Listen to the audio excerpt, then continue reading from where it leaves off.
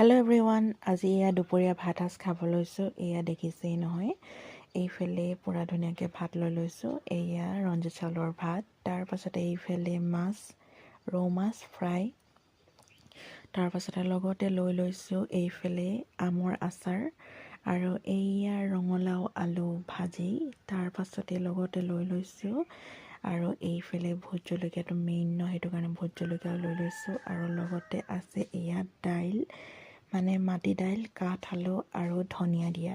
তাৰপাছতে এইফালে আচাৰ, মাছ, দালি, ভাজি, এইদৰে গোটেইখিনি মিলাই এতিয়া মানে দুপৰীয়া ভাত সাজ খাওঁ। আৰু এইটো মেইন, এইফালে একদম ভোট জলকীয়া পূৰা এটা লৈ লৈছোঁ। আজি মানে হেহাই হ'লেও এটা হ'লেও খামেই, সেইটো কাৰণে পূৰা ধুনীয়াকৈ লগতে লৈ লৈছোঁ নিমখ অকণ।